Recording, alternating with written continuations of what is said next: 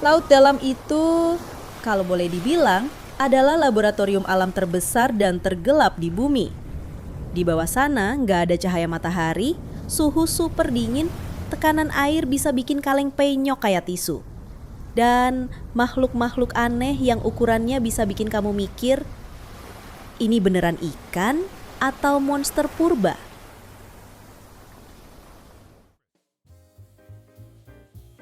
Nah, cerita kita dimulai dari tahun 2013, ketika seorang nelayan asal Jerman memancing di perairan Norwegia bareng 3 temannya.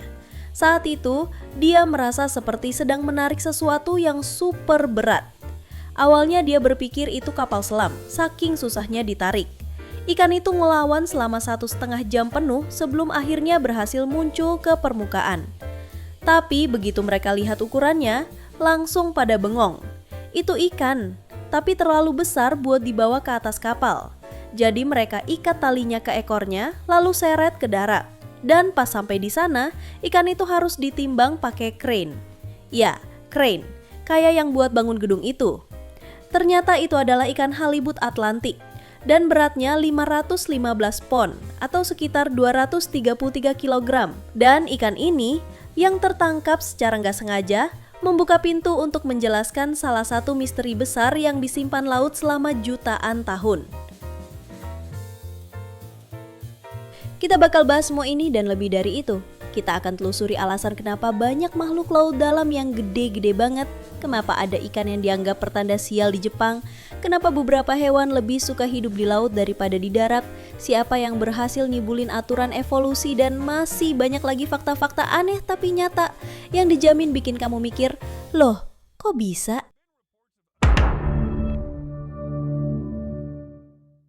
Jadi begini, laut dalam itu emang jagonya bikin makhluk-makhluk raksasa. Ikan halibut Atlantik tadi contohnya, dia adalah ikan datar terbesar di dunia. Dan itu bukan main-main, halibut yang terbesar pernah tercatat beratnya 320 kg dan panjangnya mencapai 4,5 meter. Dia bisa menyelam sampai kedalaman 1,9 km dan hidup selama 50 tahun, kecuali kalau dia apes ketemu kail nelayan ya. Biasanya sih ikan halibut jantan beratnya cuma sekitar 10-25 kilo. Kadang bisa nyampe 50 kilo atau kalau hoki banget 99 kilo. Tapi yang betina bisa lebih gila lagi. Bahkan ada laporan bisa sampai 250 kilogram. Tapi yang menarik, meskipun halibut Atlantik itu gede, saudara-saudaranya bisa kecil banget loh. Misalnya sawfish, atau kalau dalam bahasa Indonesia, ikan sebelah, yang termasuk ikan pipih juga, tapi biasanya cuma hidup di kedalaman 10 meter. Kadang bisa nyampe 360 meter, tapi itu juga jarang banget. Ukurannya rata-rata 20 cm, dan yang paling besar cuma 35 cm. Bandingin sama halibut tadi yang bisa 4,5 meter. Lebih kecil lagi ada Tarfops oligolepis yang cuma sepanjang 4,5 cm dan beratnya cuma 2 gram. Bayangin ya, dari 2 gram ke 320 kilogram. Sama-sama pipih, sama-sama ikan, tapi kok bisa beda sejauh itu ukurannya? Padahal secara evolusi mereka tuh masih satu keluarga, tapi tubuh mereka berkembang sangat berbeda. Nah disinilah pertanyaannya muncul, kenapa hewan-hewan laut bisa beda ukuran sebegitu jauhnya?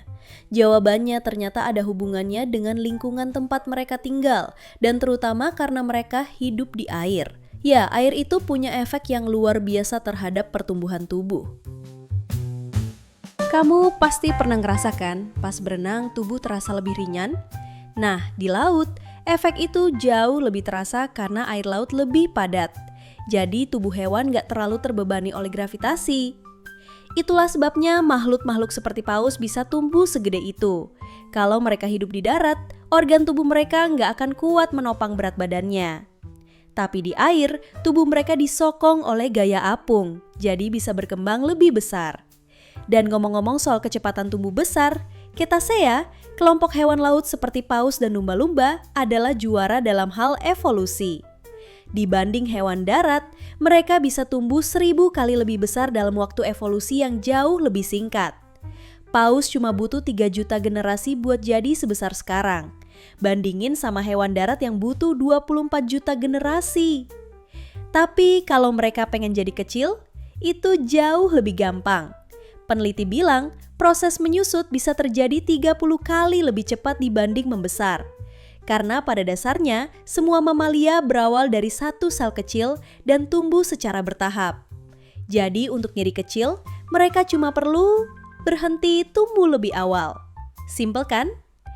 Tapi ada satu hewan darat yang lucu banget. Dia benar-benar nyibulin evolusi.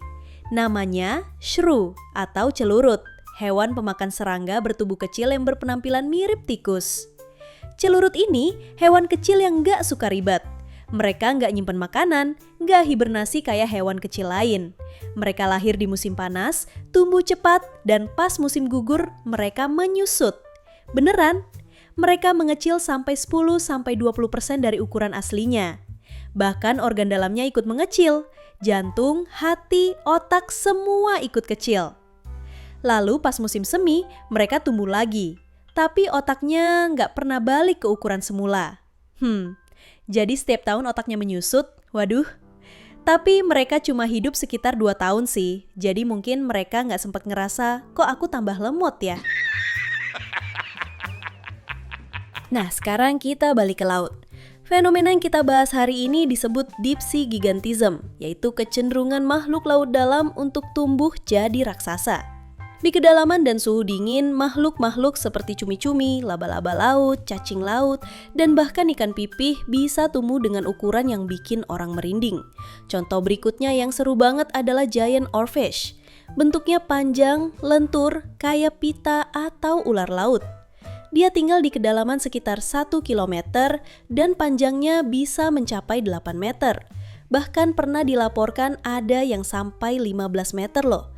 Biasanya sih 3-5 meter aja, tapi tetap aja segede gitu bikin ngeri. Dan oarfish ini masuk Guinness World Records sebagai ikan bertulang terpanjang di dunia. Meski bentuknya menakutkan, oarfish sebenarnya nggak berbahaya. Makanannya cuma plankton, nggak punya gigi, dan dagingnya katanya mirip lendir, lengket, dan nggak enak dimakan. Bahkan nelayan sering buang kalau nggak sengaja nangkep. Tapi yang bikin menarik adalah di Jepang kemunculan oarfish di dekat pantai dipercaya sebagai pertanda akan terjadi gempa besar. Ilmuwan sih bilang itu cuma mitos, tapi ada logikanya. Mungkin makhluk laut dalam lebih sensitif terhadap pergerakan tektonik. Makhluk laut raksasa lainnya yang unik adalah giant isopod. Ini hewan mirip gabungan kepiting dan armadillo dan tinggal di kedalaman sampai 2,5 km. Ukurannya bisa sampai 50 cm. Mereka adalah pemakan bangkai, bisa bertahan hidup bertahun-tahun tanpa makan, tapi begitu ada bangkai jatuh ke dasar laut, langsung pesta pora. Mereka makan terus sampai buncit, nggak bisa gerak, lalu tidur kenyang. Suatu kali ilmuwan menjatuhkan bangkai buaya ke dasar laut dan cuma butuh waktu kurang dari sehari buat para isopod masuk ke daging buaya dan mulai munyah. Nggak tahu berapa lama sampai habis, tapi kayaknya nggak lama-lama amat. Sekarang, gimana caranya makhluk-makhluk ini bisa tumbuh sebesar itu? Para ilmuwan menyimpulkan ada 4 faktor utama. Suhu yang sangat rendah, kelangkaan makanan, metabolisme yang lambat dan efisien, serta kadar oksigen yang tinggi. Di laut dalam, suhu bisa mencapai 0 derajat Celcius. Air yang dingin dan stabil ini membuat proses metabolisme melambat, memperpanjang umur, dan sel-sel bisa tumbuh lebih besar. Ditambah lagi, makin dalam makin sedikit predator, jadi makhluk besar lebih aman. Mereka juga butuh metabolisme efisien karena makanan jarang. Nah, makhluk besar lebih efisien dalam mengatur energi. Itulah yang disebut aturan Kleiber. Salah satu contoh ekstrim dari semua faktor ini adalah kepiting laba-laba Jepang. Rentang kakinya bisa mencapai hampir 4 meter dan beratnya sampai 20 kg. Mereka hidup di kedalaman sekitar 500 meter dan bisa hidup sampai umur 100 tahun. Tapi ya, dengan ukuran segitu, mereka lambat dan lebih memilih makan bangkai daripada berburu. Dan ini menarik banget, di perairan dingin seperti Antartika, kamu nggak perlu nyelam dalam-dalam buat ketemu makhluk raksasa. Di kedalaman cuma 10 meter pun, kamu bisa ketemu cacing laut gede, siput raksasa, spons ukuran lemari, bahkan sel tunggal yang bisa dilihat pakai mata telanjang. Semuanya hidup nyaman di suhu yang super dingin. Terakhir, kita harus bahas salah satu makhluk paling misterius, colossal squid alias cumi-cumi raksasa. Mereka bisa hidup di kedalaman 2 km, meskipun yang dewasa biasanya ada di 600 meter. Ukurannya 14 kali lebih besar dari sepupunya si Arrow squid di Bahama. Dengan mata besar seukuran bola sepak dan tentakel dengan penghisap bergerigi, mereka adalah predator tangguh. Tapi bentuk tubuhnya masih sama seperti cumi kecil. Mereka cuma super besar. Laut dalam memang tidak hanya jadi rumah bagi makhluk raksasa, tapi juga makhluk misterius seperti coelacanth, ikan purba yang dikira sudah punah jutaan tahun lalu, namun ternyata masih hidup diam-diam di kedalaman. Akhirnya kita sampai ke pertanyaan besar. Faktor mana sih yang paling menentukan kenapa makhluk laut dalam bisa tumbuh sebesar itu? Para ilmuwan masih berdebat. Tapi banyak yang percaya suhu rendah dan oksigen tinggi adalah kombinasi utama yang memungkinkan pertumbuhan tak terbatas. Faktor lain seperti metabolisme dan keamanan dari predator cuma pendukung. Tapi buat aku pribadi, fakta bahwa organisme bisa tumbuh besar karena suhu dingin dan oksigen banyak itu udah cukup buat menjelaskan semuanya. Dan tahu nggak, bahkan dinosaurus pun awalnya kecil. Tapi saat kadar oksigen di atmosfer naik dari 15% ke 19%, mereka jadi sauropoda raksasa. Nah, itu dia petualangan kita hari ini, menyelami lautan paling dalam dan menemukan makhluk-makhluk yang ukurannya di luar nurul.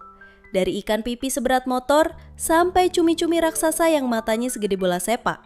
Dan kita juga jadi tahu bahwa ternyata hewan bisa tumbuh jadi raksasa bukan karena makan micin waktu kecil, tapi karena suhu dingin, oksigen tinggi, metabolisme irit, dan gak ada yang gangguin. Kalau kamu suka video kayak gini, jangan lupa buat klik like, tulis pendapat kamu di kolom komentar, dan tentu aja subscribe biar kamu gak ketinggalan video seru lainnya. Terima kasih udah nonton sampai akhir, sampai ketemu lagi di video selanjutnya.